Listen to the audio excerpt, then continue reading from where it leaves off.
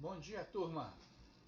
Classe, nós hoje vamos começar alguma dessas séries na vida de José, que é um personagem bastante conhecido. Todos nós sabemos e temos até um José na classe, né? Mas não é o José do Egito, como mais conhecido é, mas sempre é uma referência para muitos, por ser um adolescente, por ter passado a sua juventude como escravo e ter sido realmente a pessoa que Deus usou na sua providência para manter o povo de Israel firmado, fixo, e que a própria história da nação de Israel, para que o Messias, o Senhor Jesus Cristo, viesse a esse mundo por meio dessa família. Então Deus usa esse rapaz, esse adolescente, esse jovem, como instrumento nas suas mãos para a preservação da família da fé, ou a família da semente da fé. Então, se você tem a sua revista, pode abri-la, a lição número 15. Nós também estaremos observando a própria vida de José. Creio que vários de vocês que estão fazendo as leituras nessa semana têm acompanhado, têm visto, têm analisado o desenrolar da história, e é sempre um foco importante de nós olharmos no sentido não só da providência, que creio eu seja um grande legado que a história bíblica nos traz, mas na vida do personagem vemos sim a questão da graça, da soberania, da provisão, com relação às coisas ao lado de José,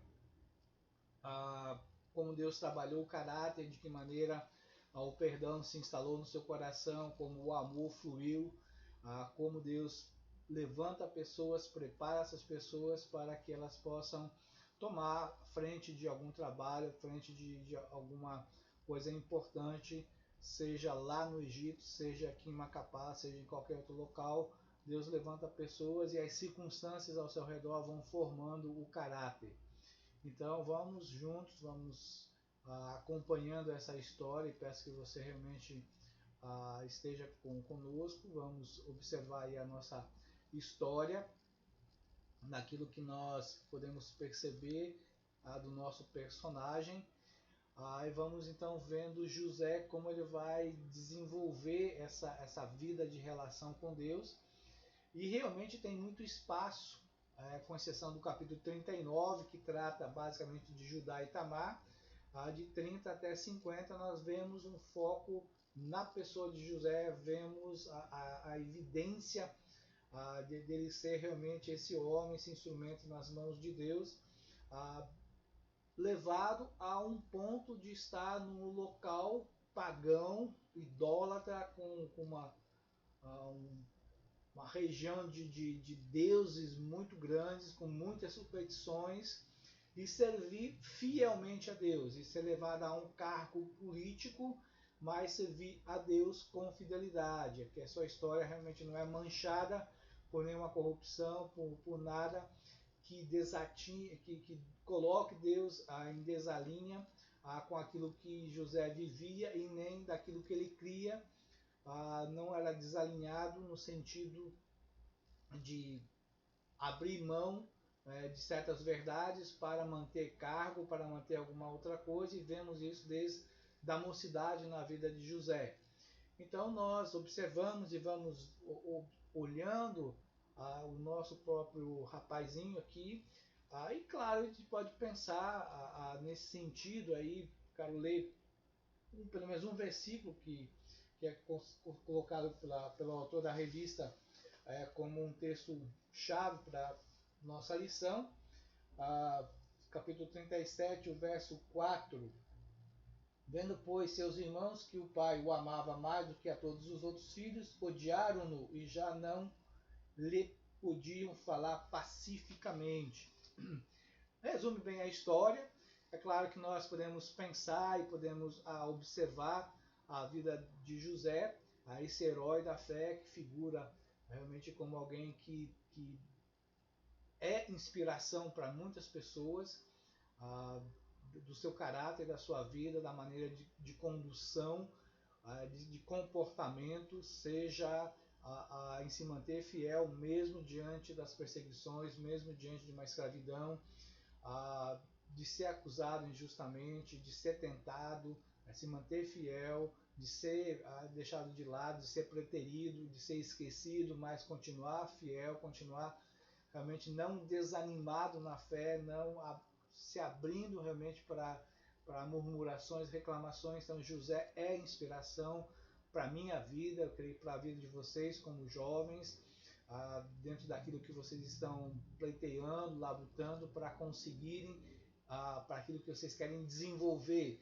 Então se inspire em José, seja realmente alguém que vai ler a história de José, que vai pensar a história de José, e que vai seguir os passos desse homem de Deus.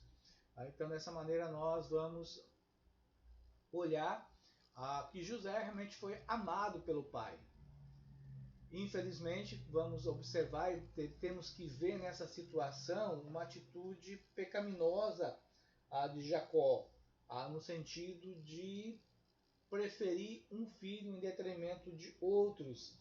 Então, dessa maneira, nós entendemos que isso foi causando um ódio dentro da família, principalmente entre os irmãos, que foram olhando e vendo que eles realmente não ganhavam toda a atenção, todo o amor do pai. Eu creio que Jacó deu muitas instruções. Vamos lembrar que José realmente nasce bem depois, ele é o filho da mulher amada, ele é filho de Raquel, por quem Jacó passou 14 anos trabalhando, podemos assim dizer, 7 por ela, pensando nela, mas depois ele trabalhar mais 7 porque foi enganado pelo sogro, mas continuou pelo seu amor trabalhando para que tivesse Raquel em seus braços. Mas ela é estéril, num certo sentido, e só depois realmente de vários filhos vindo por parte da irmã, da concubina, ou das escravas, até que Deus a abençoou com um filho.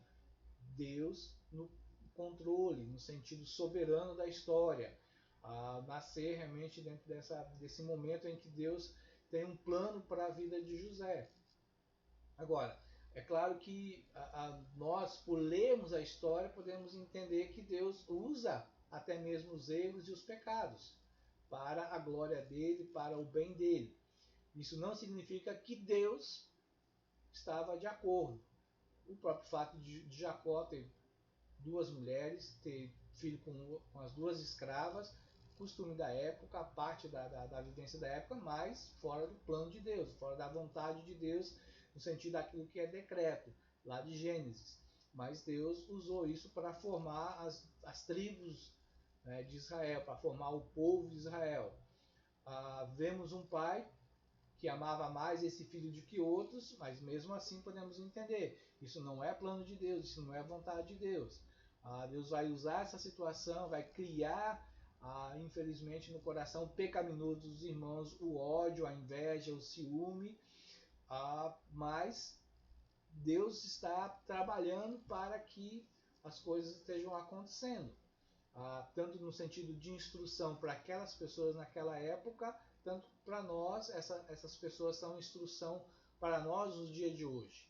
Para aqueles que estão aí pensando no casamento, alguns começando o casamento, aí como nosso querido Enzo e Esther, vão ter filhos, e vocês terão filhos. Como vocês vão tratá-los? José de Leusa não tem opção, só tem uma filha e tem que amar essa filha como se fosse a única, não tem outra, não tem chance, né, Isabela? Mas, do outro lado, entendemos, que aqueles que vão ter 2, 3, 4, 5, 6 filhos, tem que aprender com Jacó, tem que aprender com essa história de José, dos seus irmãos, de não preferir um em detrimento de outros. Mas é claro que podemos pensar, essa superproteção estava debaixo, né, do cuidado de Deus. Por quê? Porque a família é um laboratório. Aí pode ser filho único, pode ser dupla, trio, um grupo grande, não importa. Deus usa o ambiente da família como um laboratório. As experiências, as situações que nós passamos, elas sempre vão ser únicas. E elas têm sim um propósito de criar algo na nossa vida. Alguns aí talvez cresceram num ambiente de um lar que não é cristão. Talvez até hoje, talvez pai, mãe de alguns de vocês não sejam crentes. E como é que vocês avaliam isso? Como é que vocês vão ver isso? Vão ver que realmente Deus usou certas situações, o jeito de ser, problemas, alegrias, tristezas, vitórias, derrotas, como meio de imprimir em você qualidades, de mostrar para você falhas que você tem no seu caráter, áreas a serem transformadas pela graça de Deus hoje, quando vocês são salvos. Então, a família é um laboratório. É onde mais nós somos conhecidos, onde mais nós conhecemos as pessoas, onde nós somos o que somos. A família realmente nos ajuda a isso. E quando a família tem uma certa estrutura de convivência, de relacionamento, de fazer com que os relacionamentos possam agir em benefício um do outro, visando a construção de um caráter, visando ser um bom cidadão, visando ser, se é crente, um bom crente, é importante isso. Mas família tem problemas, família tem erros, família tem dificuldades. Vamos aprender com elas. Do outro lado também vemos a própria soberania de Deus, de ter deixado aquela situação acontecer, de não ter interferido na vida de Jacó para que ele não fizesse isso, de ter levado e dito a Jacó, de certa maneira, pelo coração, pela intuição, pelo trabalho de Jacó, de mandar o filho atrás dos irmãos, e o filho com aquela capa que era o símbolo do ódio, que era o símbolo do amor protetor do pai, que era o símbolo do privilégio. É claro que nós podemos pensar aqui que José foi um adolescente. E tem a questão dos sonhos. Provavelmente um dos sonhos ele pode ter contado mais ou menos com aquela pitada de desdém. Eu vou ser importante. Um dia vocês estarão. Não é? Ao lembrar que do primeiro para o segundo sonho, após o primeiro, o pai diz: cala-te, não fala mais isso. Não é? Mas não, ele vai lá e fala. E claro, ele é um ser humano, né, como qualquer um, pecador também, como qualquer um foi e é. Então é certo que alguma dessas coisas tem. Ele não era perfeito, tinha seus defeitos, tinha que lidar com essas coisas. Principalmente adolescente, às vezes, deixa um pouco se orgulhar quando você tem algumas visões, quando você é preferido, quando você tem atenção, quando você tem melhores notas, quando você é reconhecido por alguém, a tendência às vezes é encher um pouco mais o peito. E às vezes ao fazer isso, mesmo não querendo, às vezes acaba pisando em cima de outros. Então são cuidados que nós devemos ter com relação à nossa vida, a maneira como nós vivemos. Então, vamos entender, há uma irritação que José produz em toda a família por causa dessa questão aí um pouco da superioridade. Soberania de Deus em permitir isso, em trazer essas coisas, mas a vida de José sendo confrontada com a vida dos seus irmãos, ou a vida dos seus irmãos sendo contrabalanceada com a vida de José, no sentido de talvez entenderem por que ele tem esses sonhos. E aí vamos realmente entender, há um ódio que se tornou comum entre os irmãos. Infelizmente era isso, era corrente. É claro que como eles pastoreavam, como eles estavam sempre juntos, eles conversavam essas coisas à noite, lá fazendo um churrasquinho, à beira do fogo, cuidando para que os animais não ataquem, para que ladrões não venham, talvez nas vigílias, iam conversando, iam falando, e é provável que essa situação de José sempre vinha à tona. Né? Talvez os sonhos eram comentados, eram falados, e ficava aquela questão, ele até sonha ser melhor do que a gente. O pai o ama mais, o pai lhe dá mais coisas e ele já se sente melhor do que todos nós, e até os seus sonhos estão sendo pesadelo para nós, porque ele se vê melhor do que a gente, se vê em uma posição de maior do que a nossa, melhor do que a nossa, em vantagem sobre nós. E aí podemos realmente pensar, de vez em quando a gente escuta isso, ninguém sabe realmente de onde surgiu, talvez tenha algumas questões baseadas em provérbios, de que não há maior teste para um homem que sua reação diante da grandeza e do sucesso de outra pessoa. E isso é fato. Quando você sabe que um parente seu ganhou alguma coisa, comprou alguma coisa, passou em algum concurso, como é que você fica? Pode ser um parente, pode ser um amigo, pode ser um irmão da igreja. Somos testados por isso. Isso é um teste. O sucesso de alguém é um teste para nós. Invejamos ou somos agradecidos? Às vezes nós temos uma tendência de dizer é estranho essas coisas, né? O cara não faz nada, o cara não é nada, e de repente está aí, ganha essas coisas, não é?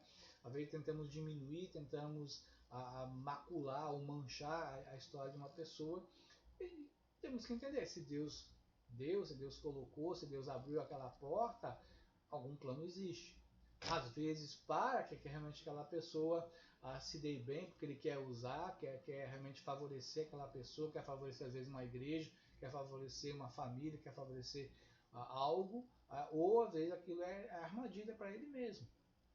De repente aquela pessoa procura aquelas coisas, insiste naquelas coisas, mas Deus acaba então deixando a construção de uma armadilha para que aquela pessoa venha entender mais tarde que aquele não era o melhor caminho, que não era a melhor decisão a ser tomada, não era a melhor opção de emprego, às vezes até de casamento, até mesmo de carro a ter sido trocado, comprado. Então, uma série de pequenas coisas pode ser colocada diante dessa situação.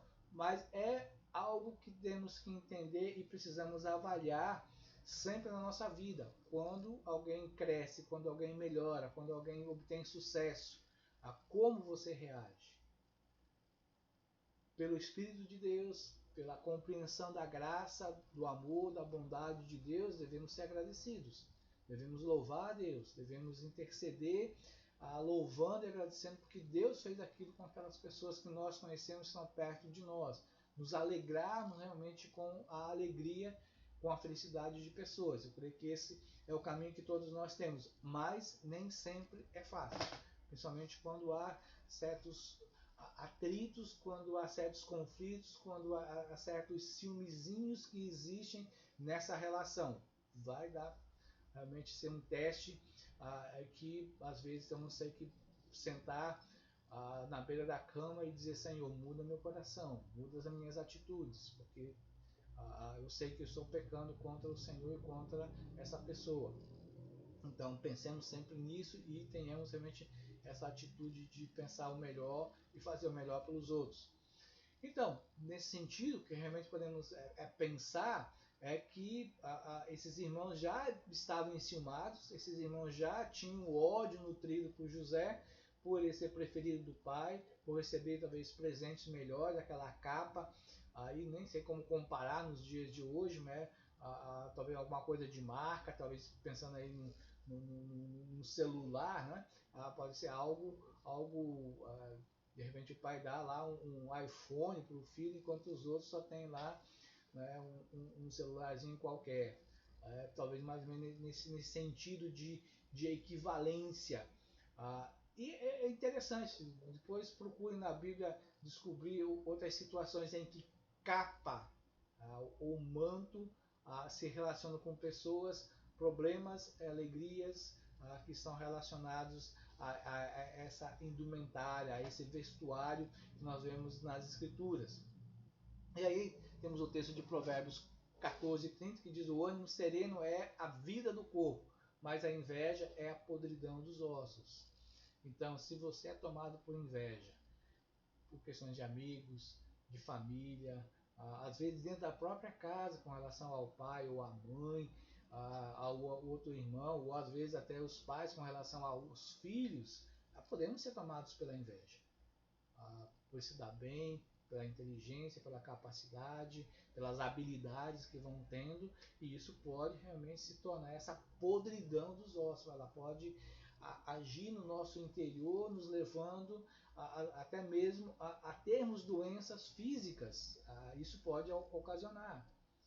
Então a gente sabe muito bem que algumas doenças psicossomáticas existem, e a inveja, o ciúme, elas podem realmente serem a base para que desencadear alguns problemas físicos, problemas de pele, problemas de alergia, problemas de estômago, problemas de dor de cabeça, até de esquizofrenias, podem estar ligados realmente a uma questão da inveja, do ciúme que existe no coração do ser humano. Então, tome muito cuidado. Ore pedindo que Deus realmente ilumine a sua vida para ver se você não vive isso. Se não existe no seu coração tal tipo de coisa, para que você não seja levado a essa situação. Um exemplo, talvez um pouco do que isso acontece, pode estar lá com Geazi, o Geazi e Eliseu, em que de alguma maneira, ao longo da história, Geazi não conseguiu ver resultados dentro do seu ofício de aprendiz de profeta. E aí então que ele fala, quando Naamã é curado, ele vai, tenta engana Naamã com relação à questão, né, do pagamento, de ter algum lucro com aquilo, e por fim então, talvez a inveja, o ciúme das coisas darem certo para Eliseu, traz maldição para Geazi e sua família. Então tomemos cuidado com relação a essas coisas na nossa vida. Agora, depois então, o que acontece? O desenrolar da história nos leva realmente a vermos essa situação acontecendo. Né? Há uma trama de querer matar o irmão, né? Aí vem a intervenção do primogênito, o mais velho. Claro, Deus agindo no coração dele para que a situação ali já não tomasse um fim, ou seja, a morte de José. Deus é soberano, Deus está controlando a história, Deus está controlando os detalhes da história. Então ele foi pego, foi jogado no poço, e aí então é interessante que nós vemos aquela situação, e esse irmão sai de cena, né? E o que acontece? Aí vem lá os midianitas, é a maneira como Deus movimenta a história, principalmente as histórias narrativas. No Antigo Testamento sempre tem essa questão de uma dobradiça, alguma coisa faz mudar, parece, a história. Ou seja, tudo aí estava se encaminhando para que o fim trágico de José acontecesse, ou seja, a morte. Mas o propósito de Deus não era José morrer. O propósito era que os sonhos se tornassem um dia realidade. E aí então vem os midianitas. E ele é vendido. Então é mandado. E nesse sentido, a providência de Deus, que de um lado faz a curva, trazendo os midianitas para a sua vida, faz realmente aí a dobradiça chegar até onde eles estão. Ali então venderem, ganharem algum dinheiro com o irmão. E aí então Deus leva esses midianitas até a casa de um homem importante, de um homem de influência, que é Potifar. Um homem rico, com muitas posses, com muitos outros empregados. Então, todo um local em que, novamente, um outro laboratório, um laboratório de caráter, está sendo agora proposto nas entrelinhas, sem José saber, mas ele agora é colocado nesse laboratório em que o seu caráter vai sendo formado. Ele vai estar lá, ele vai servir naquele local. Ele é escravo, ele não tem direitos. E talvez ele possa até pensar, o que foram os meus sonhos? De que maneira isso contribuiu para a minha vida? Mas não, ele continuou fiel. Ele continuou confiando no seu Deus. Eu creio que ele continuava todos os dias fazendo as suas orações. Não sei como era o costume realmente de José, mas quase certeza que ele, pela manhã e pela noite, ele gastava tempo orando, talvez lembrando das histórias, trazendo à memória aquilo que ele escutou, não é, do pai Jacó, da mãe Raquel, muitas histórias. vindas de Abraão, vindas de Isaac, ou a mesma aquelas histórias que nós sabemos aí, vinda de Adão, de Sete, de Noé, sendo ali trazida a memória dele, e ele então confiando nesse Deus. Ele sabe que o seu Deus é o único e verdadeiro Deus. E ele não vai abrir mão dessas verdades, ou dessa verdade. Ele não vai abrir mão de servir a esse Deus, mesmo estando diante de um panteão de outros deuses lá no Egito. Ele continua fiel ao Deus que ali está. Então pensamos e vemos a mão de Deus na vida do nosso Jacó, ou do nosso José. E às vezes nós podemos até pensar, se você acompanha a história, se você tem lido, pode pensar mais tarde, quando os irmãos voltam dizendo que José mandou aquela caravana para trazer a família e levá-la porque José estava vivo, Jacó fica com medo. E aí Deus vem e diz, não tema, desce, porque eu mandei José na frente. E a gente fica pensando, por que Deus não falou para Jacó antes? Por que Deus não disse para Jacó, olha, teus filhos estão te enganando?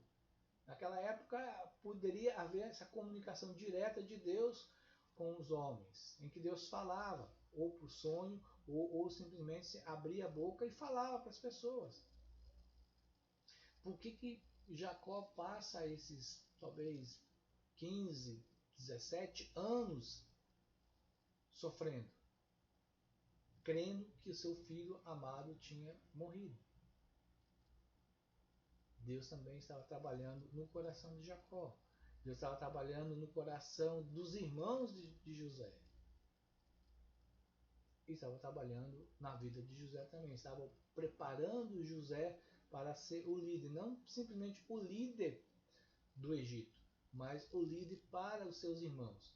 E é interessante que José não é só bem visto entre nós cristãos e os próprios judeus, mas até mesmo os islâmicos, os muçulmanos, têm realmente um carinho muito grande por José.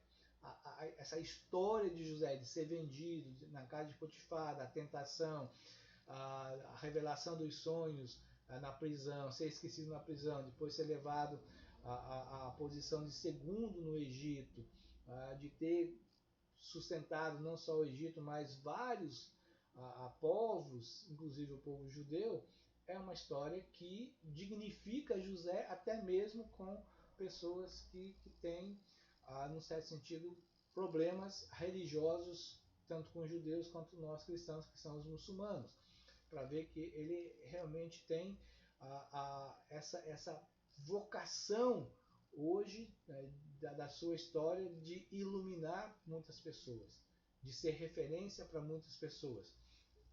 Então, o que fica para nós, pensarmos em Jacó, vamos lembrar que essas alturas que aconteceu, Raquel já tinha falecido, só tinha um pequeno Benjamim lá. E quando Jacó diz, eu e a tua mãe nos dobraremos diante de ti, essa mãe não é Raquel, é Lia.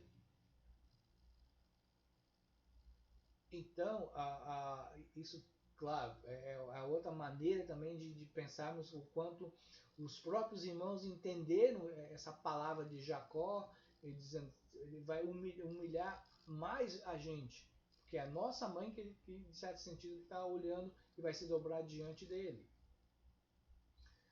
Então, isso chama atenção para todos nós. Isso tem essa relação primária dentro do contexto de família.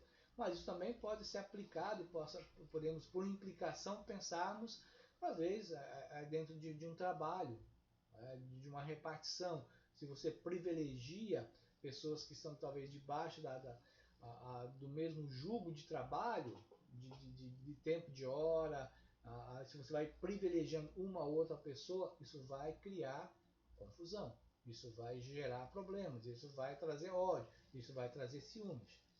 Então isso é algo que devemos também aprender. A mesma coisa é dentro da vida da igreja. Quantas histórias nós sabemos de pastores, de missionários, de lideranças que privilegiam pessoas. Não importa. no sentido da igreja, temos também que ter o mesmo princípio de falarmos as mesmas verdades, tratarmos as pessoas todas como iguais, não é porque tem um dinheiro a mais, tem uma faculdade a mais, tem um grau de doutorado a mais, porque é mais bonito que o outro, porque torce o mesmo time que eu torço, porque as famílias são muito parceiras, não importa. Todos têm que ser tratados de maneiras iguais perante as coisas de Deus. Então isso para nós é algo que devemos trabalhar. E claro que nós pensamos que são coisas, a inveja e o ódio, extremamente prejudiciais para a vida pessoal, para a vida familiar, para a vida da igreja, quando o ódio e a inveja se instalam. Leia histórias de missionários, leia a história de heróis da fé, que não são os da Bíblia, que são ao longo da história da igreja, e você vai ver que quantas situações de ódio e inveja estiveram envolvidos. Às vezes ódio por parte daquelas pessoas para quem estavam ministrando a palavra, ódio às vezes por causa dos colegas de trabalho, porque aquela pessoa parece que tinha muito mais vocação, tinha muito mais amor, tinha muito mais empenho para o trabalho, porque as coisas parecem que davam certo para ela, a inveja vinha, o ódio era consumido por parte de alguns. Leia muitas dessas histórias, nós veremos infelizmente que a vida da igreja em que o amor, o altruísmo, a mansidão, a paciência deveria ser a base dos nossos relacionamentos, infelizmente é manchada e muito com a questão do ódio, da inveja, da retaliação, do puxar de tapetes. Infelizmente isso acontece. Vocês são jovens, vocês estão entrando na vida da igreja e vocês verão isso acontecer. Infelizmente, não é algo que nós gostamos, não é algo que eu gostaria de dizer, mas vocês têm que estar preparados para isso. Lá no seminário, várias vezes pastores diziam isso: olha, vai acontecer isso, se prepare para isso. Não é? É o local em que o bem deveria acontecer, onde o amor deveria acontecer, onde a bondade devia existir, mas infelizmente os pecados parecem tomarem mais conta da vida de pessoas, na vida da igreja, do que o amor, a compreensão, o carinho vai acontecer. Então estejam preparados, infelizmente, para essas coisas. Não deixe isso desanimá-los, pelo contrário, mantenha o foco como José. Viva para a glória de Deus. Deixe Deus usá-los para a sua glória, para que você realmente experimente as glórias de Deus. Não deixe essas coisas, se já aconteceram, se aconteceram com a sua família, ou estão acontecendo, você está vendo acontecer, não deixe que isso o leve à murmuração, a reclamações. Agora pense, ódio e inveja, como eles se relacionam? A gente vai ter algum tempo logo depois, né, na sala, para a gente conversar um pouco sobre isso. Como essas duas atitudes, essas duas ações pecaminosas, elas se relacionam? De que maneira a inveja leva ao ódio? De que maneira o ódio contribui para a inveja? Que prejuízos ódio e inveja podem trazer? Vida pessoal, vida familiar, vida da igreja, vida da sociedade. O que Deus pensa dessas coisas? Pense, você tem algum exemplo bíblico desses temas? Na história, você pode lembrar de alguém, talvez que a gente já tenha contado, que você tenha estudado, que foi alvo de inveja e de ódio? Como você pode se livrar deles? De que maneira você pode nutrir no seu coração algo que não evidencie ódio e nem a inveja? Pensemos nessas coisas. Oremos realmente para que o Senhor transforme a nossa vida, para que nós realmente possamos viver de uma maneira em que nós possamos aproveitar as circunstâncias difíceis, como José, para sermos transformados, para que os problemas, os erros, as dores produzam em nós caráter. Que as circunstâncias difíceis, as ameaças, o ódio, a inveja, o ciúme, que são desferidos contra nós, que nos golpeiam, eles possam realmente tirar de nós aquilo que é prejudicial. Eles possam realmente se tornar um bisturi na mão de Deus para tirar de nós a retaliação, a vingança, o olho por olho, e realmente produzir em nós, criar em nós, desenvolver em nós o amor, a bondade, a mansidão, a paciência com as demais pessoas. Então, daqui a pouco nós vamos discutir algumas dessas coisas, mas oremos. Senhor Deus, agradeço e oro ao Senhor por mim, pelos meus irmãos dessa classe, para que nós sigamos os passos de José. Servir ao Senhor com fidelidade. Cremos que a tua boa mão vai nos conduzindo. E sabemos que pela tua soberania, pela tua providência, o Senhor nos fará entrar em situações na nossa estrada da vida, de atalhos, de obstáculos, de abismos, de montanhas que podem ser descritas como problemas, ódio, amarguras, ressentimentos, que tentarão nos tirar do sério, nos tentarão tirar do caminho do Senhor, que tentarão realmente nos levar a uma vida de indisciplina, de devassidão, de murmuração, deixarmos a santidade de lado. Não deixe isso acontecer. Que a vida de José ilumine as nossas vidas para que nós andemos segundo a tua vontade, para que façamos realmente o bem aos outros, mesmo que o mal seja pago a nós.